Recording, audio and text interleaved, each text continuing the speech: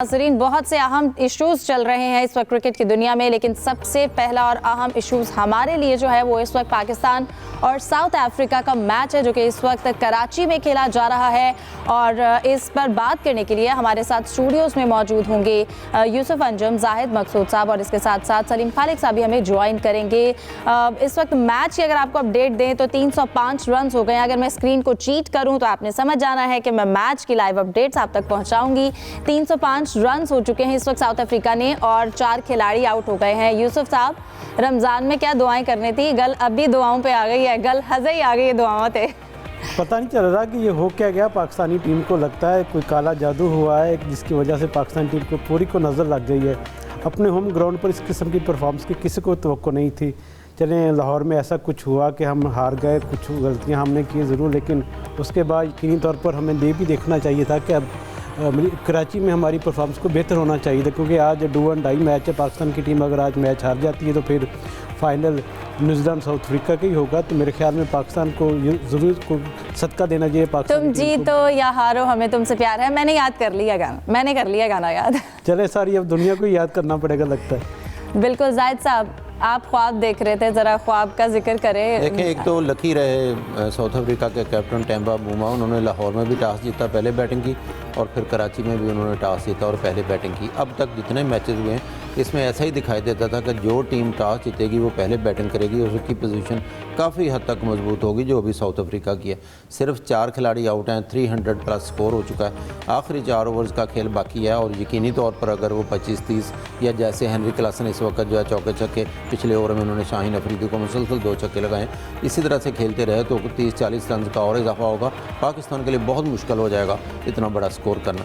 और क्योंकि अभी हेनरी क्लासन और सफ़र करके आए हैं एक दिन पहले महाराज, उन्होंने 4 चेंजेस की थी साउथ अफ्रीका ने अपनी टीम में। और याद होगा आपको, हेनरी क्लासन जब पाकिस्तान गया था साउथ अफ्रीका में तो वहाँ सबसे भरपूर फॉर्म में अगर कोई दिखाई देते थे तो यही हेनरी क्लासन थे। फिर याद है आपको रिजवान के साथ या हारिस रऊफ के साथ इनकी मुँहमारी भी हुई थी, गर्मा गर्मी हुई थी।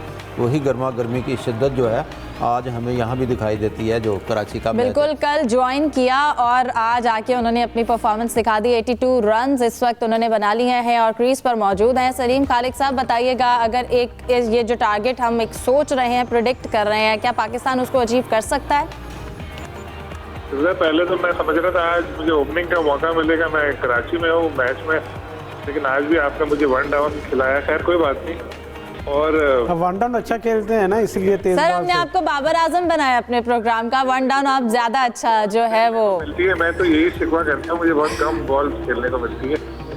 खैर, मैं बता रहा था कि अभी ये टू अर्ली है अगर हम कहें कि पाकिस्तान बना पाएगा या नहीं बना पाएगा, लेकिन एक अच्छी चीज़ ये है कि पिच तो बिल्कुल बैटिंग के लिए साजगार है। जिस तरह से साउथ अफ्रीका ने बैटिंग की आपने देखा, शुरू से ही बाउमा अच्छा खेले और मैथ्यू के पास रिकॉर्ड था दूसरी मुसलसल सेंचुरी का, लेकिन वो बड़ा ज़बरदस्त उनका सलमान ने कैच लिया। क्लासन खेल रहे हैं तो साउथ अफ्रीका तो बहुत अच्छी बैटिंग कर रही है। पाकिस्तान का एक मसला हमने देखा पिछले मैच में भी नजर आया कि डेथ ओवर जो है इंतजामी, उसमें हमारी बॉलिंग ज़रा खराब हो जाती है। आज भी शाहीन का पूरा स्पेल अच्छा था, आखिरी जो ओवर था उसमें उनकी पिटाई लगे। नसीम भी महंगे साबित हुए हैं अब तक।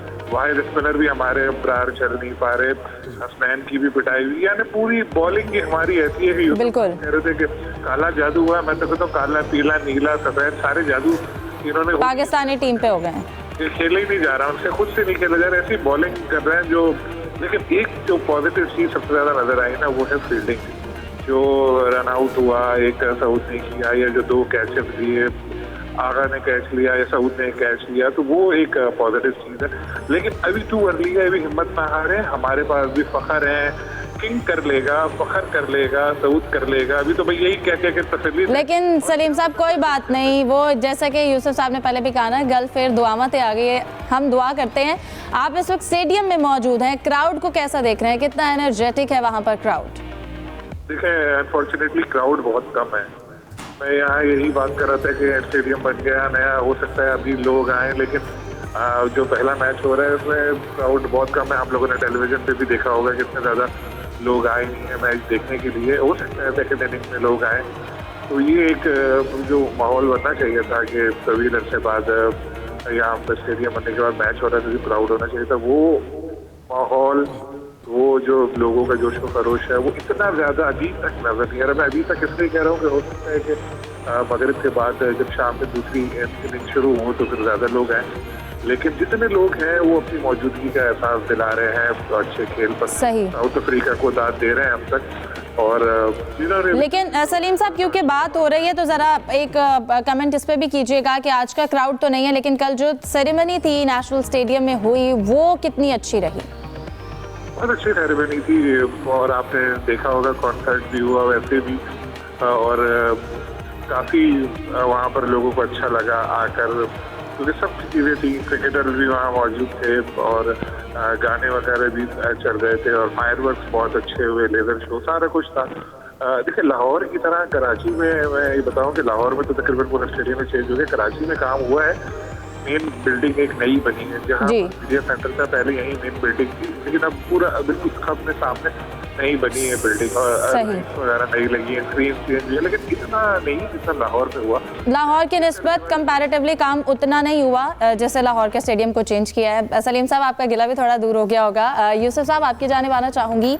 पाकिस्तान ने 2 चेंजेस की, और अगर हम बात करें साउथ अफ्रीका की टीम की, उन्होंने 4 तब्दीलियां की, तो आपको क्या लगता है, क्या इससे असर पड़ा है? और टॉस का भी, जैसा कि जाहिद साहब कह रहे थे, बहुत फ़र्क पड़ता है। देखिए, पाकिस्तान की टीम कोशिश कर रही है कि अपना जो कम्बिनेशन उसको बेहतर किया जाए, मौके दे रहे हैं। जो बेंच का हिस्सा है लोग तनकीद करते हैं कि पाकिस्तान की टीम की सिलेक्शन अच्छी नहीं हुई।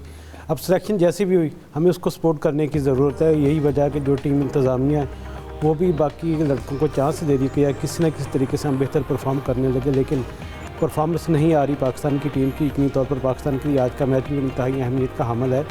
पाकिस्तान को मेरे ख्याल में 80-9 अपनी प्लानिंग करनी पड़ेगी, किस कम्बिनेशन के साथ उन्होंने ICC चैम्पियन ट्रॉफी का आगाज़ करना है, क्योंकि अब वक्त बिल्कुल कम रह गया है। हमारे पास यकीनी तौर पर एक अच्छा मौका था कि 3 मुल्क की सीरीज़ थी, इसमें अपने आप को बेहतर करते, लेकिन अफसोस कि हमारी जो परफॉर्मेंस का मेयार था वो अप टू द मार्क नहीं है। हम दुआओं की ज़रूरत पर यकीनी तौर पर गुजार करना पड़ेगा, हम करेंगे। अब आकिब जो है साहब को कोई ना कोई अब ऐसा फार्मूला निकालना चाहिए जिससे पाकिस्तान की टीम जीतना शुरू हो जाए, और जिस तरह बिल्कुल हम भी यही चाहते हैं, क्योंकि एक चैंपियंस ट्रॉफी अपना इवेंट है, लेकिन हमें ऐसा लगता है होम कंडीशंस पे पाकिस्तानी टीम के अलावा जो बाकी टीम्स बाहर से आ रही हैं वो फिर भी उनका कोपिंग मैकेनिज्म अच्छा है। जाहिद साहब, इसके साथ साथ अगर गुफ्तगू को आगे बढ़ाते हैं, क्योंकि मैच की जो पिक्चर है वो हमारे प्रोग्राम में शायद क्लियर हो जाए, लेकिन अगर हम बात करें बाकी टीम्स की, ऑस्ट्रेलिया की टीम अब 5वां खिलाड़ी उनका जो है चैंपियंस ट्रॉफी के स्क्वाड से बाहर, अब हतमी नाम सामने आ गए, लेकिन आपको क्या लगता है कि एक्चुअल रीज़न क्या है एकदम से इतने खिलाड़ी? ने फिटनेस मसाइल की वजह से, और फिर श्रीलंका के साथ उनकी सीरीज़ भी थी, उसके बाद ही स्क्वाड का ऐलान करना था, जो कि किया गया है। तो जैसा आपने खुद जिक्र किया कि मिचेल स्टार्क जो है 5वें खिलाड़ी हैं जो चैंपियन ट्रॉफी से बाहर हो गए हैं। इससे पहले मार्कस जो है स्टोनिस, उन्होंने वनडे से रिटायरमेंट ले ली थी। उस पर एरवन फिंच ने जो है कल बहुत तनकीद की है। उन्होंने कहा कि ये कोई मौका नहीं था मार्क्स का, कि एन मौके पर जबकि स्क्वाड में उन्हें शामिल किया गया और उन्होंने खेलने से इंकार कर दिया, रिटायरमेंट ले ली। उनको चाहिए था जब स्क्वाड बनाया जा रहा था, प्लेयर्स की राय ली जा रही थी, उस वक्त वो कैप्टन से या कोच से रब्ता करते। इसी तरह से मिचेल स्टार्क का ये कहना कि मैं चैंपियन ट्रॉफी में नहीं जाऊंगा, ये भी कई सवालिया निशाना छोड़ गया। 3 खिलाड़ी उनके अनफिट थे, लेकिन जो टीम बनी है, क्योंकि वहाँ सिस्टम है, बिग बैश से प्लेयर लेते हैं और फिर उनका सिस्टम भी बड़ा अच्छा, जगह लेने वाले भी हैं। ट्रेविस हेड हैं, मैक्सवेल हैं, जिन्होंने बाजी पलट दी थी वर्ल्ड कप 2023 में। तो इतनी वीक कमज़ोर टीम नहीं कहा जा सकता। कथा कलामी के लिए माजर, क्लासन जो है वो आउट हो गए 87 रन्स पे, लेकिन फिर भी एक 319 गालिबन रन्स जो हैं वो अभी तक बना चुकी है टोटल। बड़ा स्कोर है काफ़ी। अभी उनके प्लेयर आएंगे भी, अभी ओवर मेरे ख्याल 2-3 ओवर अभी बाकी हैं। बिल्कुल, 48 ओवर स्टार्ट हो गया। ये तो कह सकते हैं हमने सेंचुरी नहीं बनाने दी किसी को। कुछ तो बेयर मिनिमम पे हम गुजारा करेंगे।